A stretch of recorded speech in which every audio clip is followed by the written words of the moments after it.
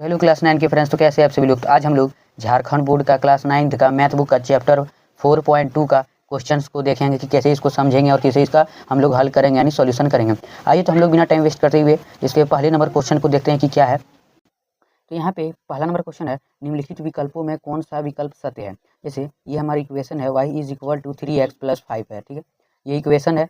यहाँ पे हमारा 3 ऑप्शन दिया गया है, एक द्वितीय हल है, केवल 2 हल है और एक दिया है अपरिमित रूप से अनेक हल है। जानते हैं हम लोग ये हमारा ऑप्शन है, जो हमारा इसमें ऑप्शन नंबर 3 क्या हो जाएगा, सही क्यों हो जाएगा।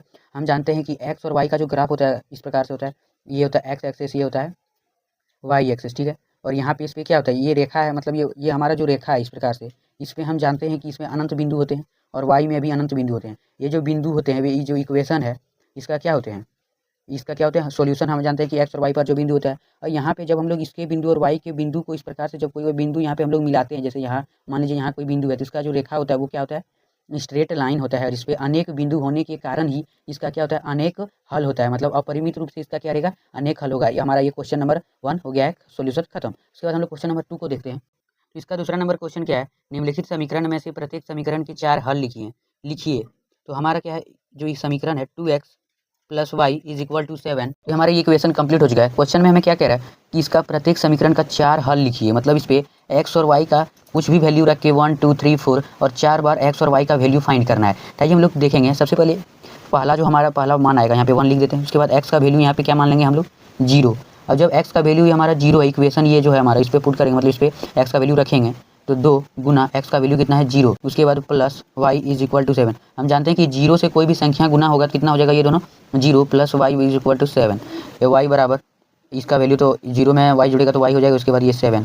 मतलब उसके बाद हम लोग क्या, एक बार x का वैल्यू 0 रखें तो y का वैल्यू क्या आया, 7। तो इस तरह यहाँ पे लिख दीजिए 0 7, एक बार में हमारा वैल्यू ये आया। उसके बाद हम लोग दूसरा वैल्यू में रखेंगे, जैसे यहाँ एक बार रखें x का वैल्यू 1, एक बार आप 4 बार बनाना है। इसी तरह x का वैल्यू रख के या तो y का वैल्यू कोई भी वैल्यू रखिए और 4 बार करके बनाना है। उसके बाद हम लोग इसमें दूसरे वैल्यू को रखते हैं, जैसे कि इस बार हम लोग यहाँ क्या करते हैं, x का वैल्यू 1 मान लेते हैं, ठीक है। हमारा इक्वेशन है 2x + y = 7, ठीक है। यहाँ पे x के जगह इसका वैल्यू रखना है 1 का, 2 × 1 + y = 7, ठीक है। ये दोनों को हम लोग मल्टीप्लाई करेंगे तो क्या होगा, 2 + y = 7।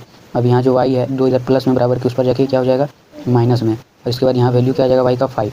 तो इसके बाद देखिए हम लोग जब x का वैल्यू 1 रखते हैं, हम यहाँ क्या देख रहे हैं, जब x का वैल्यू 1 रख रहे हैं तो y का वैल्यू क्या आ रहा है, 5।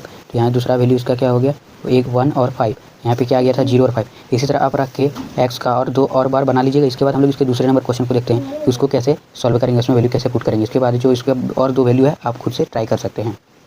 ये हमारा इक्वेशन 2 हो गया। इसमें हमारा इक्वेशन है, ठीक है। एक बार इसमें हम लोग वैल्यू फर्स्ट टाइम क्या रखते हैं, 0।